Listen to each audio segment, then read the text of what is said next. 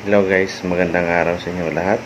Ang video pala na ginawa natin nung isang araw ay ngayon ko pa lamang ipopost at ito yung bahagi ng pag-ikot namin doon sa Entramuros kasama yung aking clients. Pero bago natin pagpatuloy, i-subscribe nyo muna ang aking channel, i-like and share.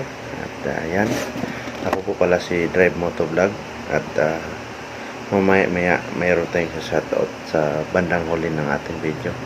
Salamat nga pala doon sa guest ko na si Miss Kuda and si Miss Selvi. Pumayag sila na sumama ako mag-ikot doon sa loob ng Entramuros. This is my first time guys na makaikot ako sa loob ng Entramuros. Ang tagal ko na nanirahan dito, pero ito palang time na to na maikot ko pati yung mga lumang building. Thank you guys at panoorin ninyo. Saan ako sakay? Ikaw? Sa harap ako. I go with you. It's okay? You can join. Yeah, thank you. Of course, yes. Thank you very much. Okay, let's start the journey. You won't have to do all the talking and listening. Yeah, thank you, ma'am. You can listen to. What's your horse's name? Your horse down here named Richard. Guys, and of course your humble guide named Mark. You can call me Mark, okay? Hi, Mark. I'm Huda. Huda, and mom, your name is? Sylvie. Sylvie and Miss Huda.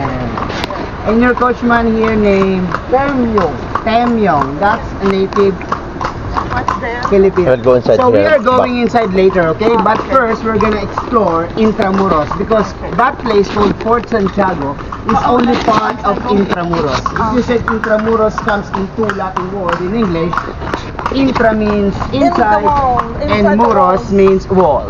So inside the wall or within the wall. So we're here inside. That's the wall. So I will explain to you all about that when we go down inside Manila Cathedral, okay? So that's part of our journey. So what time is it? 9:30. Start 9:30.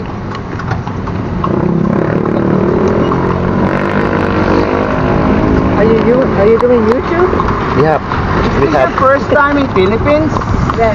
Okay, so if you have a hanging question about the places, you can ask me, okay? Now, can you explain again because I'm gonna take it? What does it mean? Okay, so we're going down first and then I will explain to you all about that, okay? Okay. So you can record me, okay? Because guys, our first stop will happen in front of the second oldest Catholic church in the Philippines called Manila Cathedral Basilica of Immaculate Conception. Built in the year 1581, our second oldest Catholic church. May ano ba? Okay guys, let's go down here. So, ngayon guys, nandito kami sa Catholic Church. Sama yung guest ko. Careful, mom. Careful.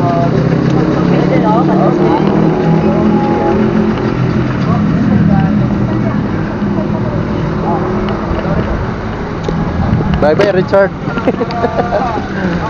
Oh, Manila's one. Yep. Swati.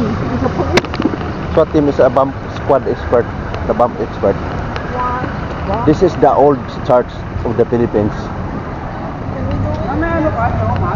Oh, we need the mask? Yeah, inside. Guys, can I take a picture here first? Background of the old cathedral. That's part of our tour.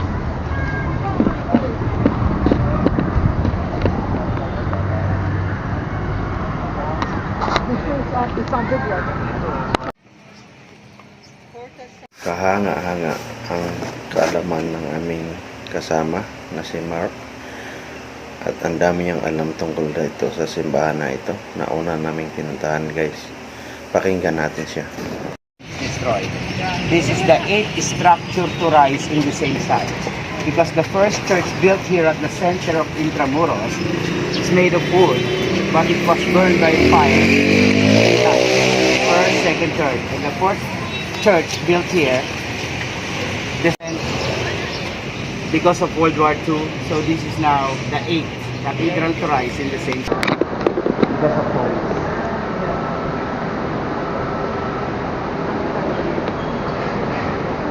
80 to 90% of the Philippines. because of the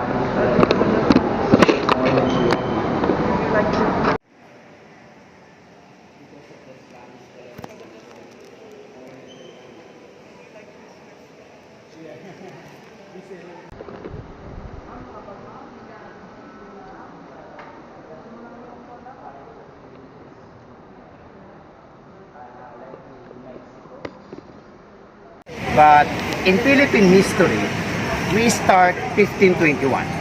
Because based in our education in Philippines, we learn in school the Philippine island was discovered by Ferdinand Magellan on March 16, 1521. He is a Portuguese, so his name is Fernando Magallanes. If you said Fernando means the brave explorer. Okay? But there's a mistake. Because they said it's discovered, not anymore. We change it now into rediscover. Because before the Spanish came, we have the indigenous tribal people lives here. I'm sorry to say this. Those indigenous looks like a small Obama looking guy because of the dark skin, curly hair, and 4 feet man tall. We call them Negritos or Ita or Aitas. That's our indigenous. So it's rediscovered, not discovered. And of course, there's also wrong in Philippine date of Philippine history. They said they came here March 16, 1521. Not anymore. We change it now into 17 of March. Because March 16, when they came here, that's only based by the Italian writer named Antonio Pigafetta, the chronicler of Magellan's expedition. Because during that time, he is not aware on our international sea from United States to Philippines should increase one day. Yeah. So we change it now into 17 of March, 1521. Like we did. Okay? And the question is, what is the given name of Philippines when Magellan came here? Not Philippines. He named this island St. Lazarus Island because March 16 is St. Lazarus Day in Spain. That's the first name of Philippines. That's the first expedition, 1521. But when Magellan arrived in Philippines, he landed in Mactan, Cebu. He never succeeded because the Muslim king lives there, killed him, named Raja Humabon. No, I'm sorry, Lapu-Lapu. So he never succeeded. That's why there's lots of expedition happen after Magellan. And there's another expedition happened 1528 named Saavedra, but he never succeeded again. And after Saavedra, there's another expedition in the year 1542 named Villalobos from Spain, but he never succeeded again. But the time of Villalobos, when he arrived in Philippines in the year 1542, he named this island Philippines, named after the king of Spain, named King Philip II. Now it's Philippines. And after Villalobos, there's another expedition happened by Conquistador Miguel Lopez de Legazpi in the year 1565. So he founded this city, Intramuros or Manila, in the year 1571. But of course, like I said, before the Spanish came, Manila is Islamic city. And the place where we start, Fort Santiago, we're gonna visit that later, used to be the first wooden palisade of a Muslim king named Raja Sulaiman. So Raja Sulaiman came from Borneo, because if you said Borneo, that's 3 countries: East Malaysia, Cambodia, and Brunei. That's Muslims. Okay, but of course, the name of the wooden palisade of Raja Sulaiman here, they called Maynilad. 2 words, Maynilad, L-A-D. If you said May in English, there is or there are. And if you said Nilad, that is the white-flowered mangrove plant that lives at the bank of the river. So it's mangrove. And destroy the palace of the Muslims here. They change it into the stones, mortars in high fortification. Enter the city to make business. And after that, the Chinese decided build their Chinatown not inside, outside. So Chinatown in Manila is the oldest Chinatown in the world outside China. That is the place called Binondo. Chinatown is everywhere. Can we go? Yeah, Chinatown. Chinatown is. Okay, so guys, in history, we experienced 4 colonizers. Let's, in detail. Spanish, more than 300 years. They bring Christianism. Filipinos become Catholic. So they start again, 1565 up to 1898. So 333 years in exact number. And after the Spanish, the British, only 2 years. 1762 up to 1764. Question is, why the British came here? For only 2 years. because they looted the valuable things of Philippines. After 2 years, they give it back to Spain. Why they give it back to Spain? That's world history. Because of the 7 Years' War happened in Europe. To all the land belong to Spain must be returned back to Spain, and to all the land belong to England must be returned back to England upon the order of the Queen of Spain. So France become an ally of Spain, ma'am. Yeah, I know. It's just that I don't like the idea that a cow.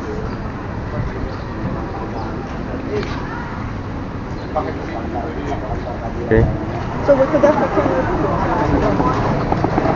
Of course, as Nakapalin na naman kami ng umaki. Pumunta talaga rito, tinimbrihan ko, tinatimbri ko na sa tatay yun. So that house, let's wait her. So that house, ma'am, is the replica of the old Spanish house in Manila before. They called Casa Manila. Replica. Now it's a museum. Okay. That museum now containing the collection of Mrs. Imelda Marcos furnitures. Oh, and of shoes? The lady with 1,000 pairs of shoes. Because her son is the current president now. Oh, really? Yeah. Does he have shoes too? Not anymore because the shoes damaged by flooding. No, shoes. Yeah. Nothing else. So, is she still alive? She's still alive at I think at the age of 84. Like that. Okay, guys, San Agustin is the only structure survived in Manila after the war because the Americans never bombed it. Why? Because this church is a member of Geneva Convention, the Red Cross. So the Americans never bombed. Yeah, they bombed everywhere. So it's 1571. Still original. But of course, renovation happened. Because after the war, there's lots of bullet holes in front. So they renovated it. Yeah. But of course, the name of this church is not San Agustin totally. This is the first church of St. Paul. So at the altar in the middle, we have St. Paul, not St. Augustine. But when the missionaries called Augustinians came here, so they changed it into their patron saint, St. Augustine. Now it's St. Augustine. Can we go Yeah, inside? let's go, ma'am. You need a mask? need mas. I think.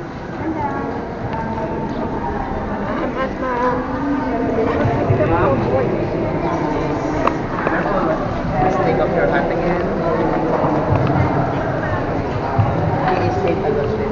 Sorry. The wooden image of St. Augustine, ma'am.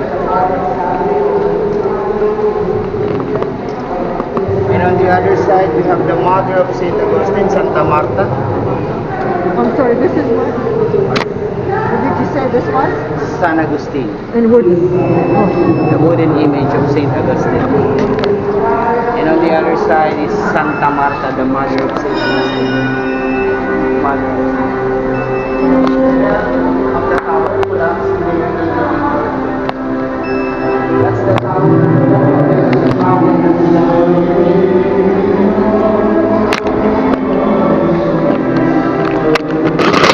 The church of bell tower. It become one because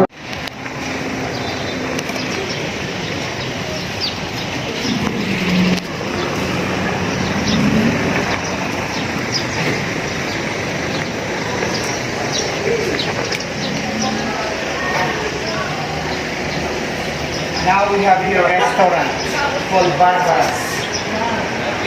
That's restaurant called Barbara's. And mom, we have here the ice cream, Philippine ice cream. Now we call it sorbetes or dirty ice cream in English.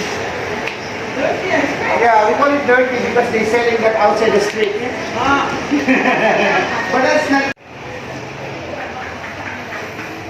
So, nandito kami ngayon guys sa isang establishment. So mom, one family lives here May before. ginawang museo. Well, one family. They own big lands for farming.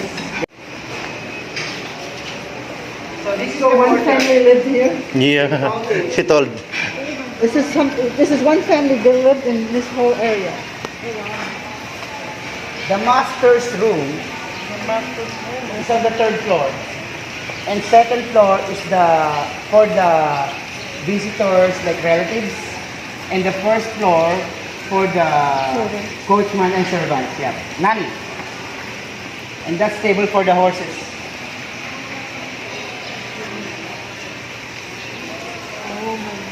Baka di tayo matapos na isang oras. Baka hindi tayo matapos na isang oras. Kasi magpuport pa kami, malamang mampas. Sasabihin ko Paano naman yun? sa kanila. Ha? Sasabihin ko naman sa kanila. Paano yun? Mag-white ulit. Hindi, ano lang yun, yung kalahati lang babayad pagkasama yung Fort Santiago. Kasi Fort Santiago importante yun. Oo. Sabihin ko naman sa kanila. Papaalala ko. Ma'am, do you know what kind of stone they used to the houses and walls before? That is locally made in Philippines. We call adobe. That's volcanic ash. The stone? Yeah, we call adobe. Volcanic ash. Easily to shape when it was wet. Very durable when it's dry. Can they go up? If we go to the museum, we should pay ticket. Okay, but someone take us there. You can go there, but not inside the museum. Okay?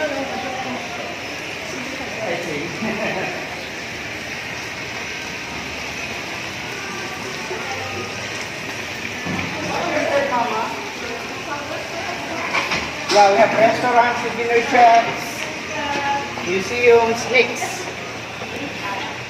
Watch your step.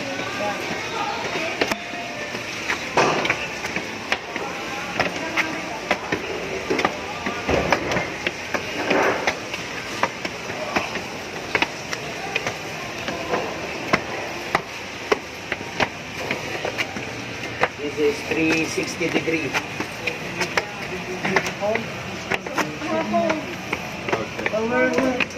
No, this house renovation happened 99.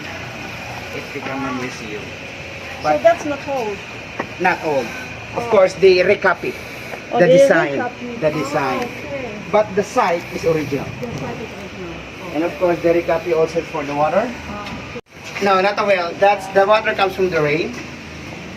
So they put the water from the rain put here, and then they drink it like that. Okay. And of course, that is because the banguera for the plates, washing their plates, pointing the sunlight because that's for disinfectant. Okay. Sunlight. Natural disinfectant. Yeah. And the master's bedroom was there. Sorry. Sorry. It's okay, I'm just... I interrupt you. What is this? Also for the water. So what is this? What's the picture about the building? That's new building. This New is building. This side. this is my first time to go here. I didn't realize you were from me. That's the old.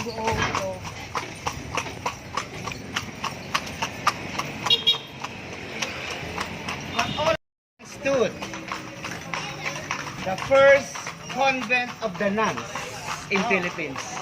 Now that building is Light and Sound Museum. And on my left side, this building now is our public university in Manila. That's University of the City of Manila. Public. But before, used to be the site of monks monastery. See, we have nuns and monks and nuns. And this one here on my right side is one of the beautiful wedding garden we have called Baluarte. Yeah, it's still active. If there's a classes Monday to Friday, this place is very crowded. Because we have here 3 universities, 2 colleges, and 1 high school. All inside. All inside. So that's a small city within a city. Yeah, and that's another Institute of Technology. Oh, wow, look at the tree. Yeah, that's the green. Man, it's Christmas in September. September. And up to what's that December. with the red? Up to January. Because we have 3 kings after okay, Christmas. Yeah. Yeah, yes. With Christian, Okay, down here on my right side, guys, this place before used to be a Chinese market during the time of the Spanish. So the Chinese allowed to enter to sell their product here, but not to live. Now it's cafeteria. Students' cafeteria now.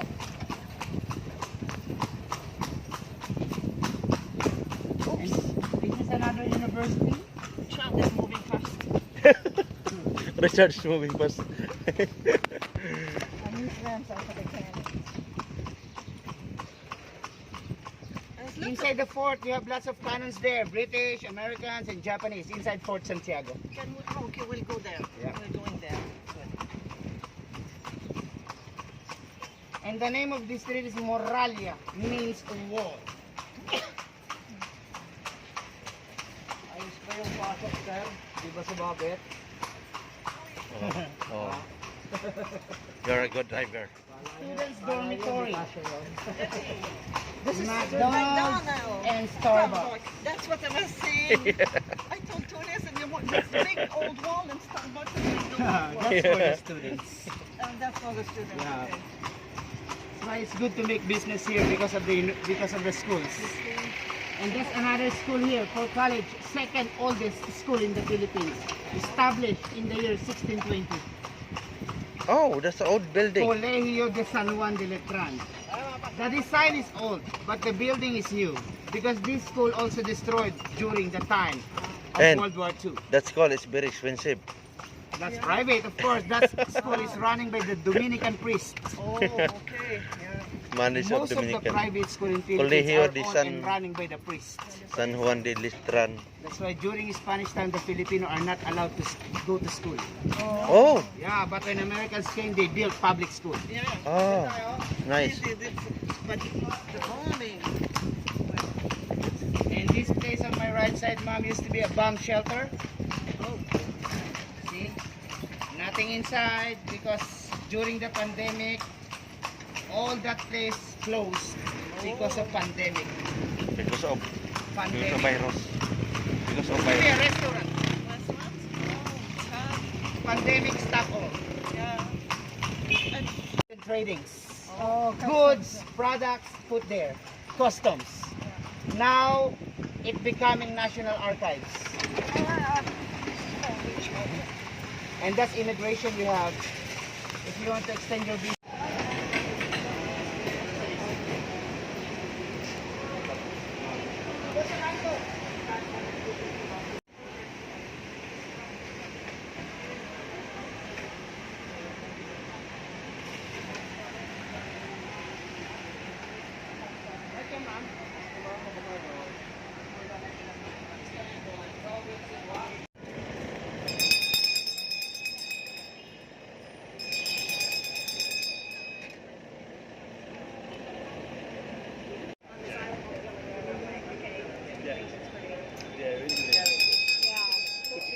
The main cities. Okay.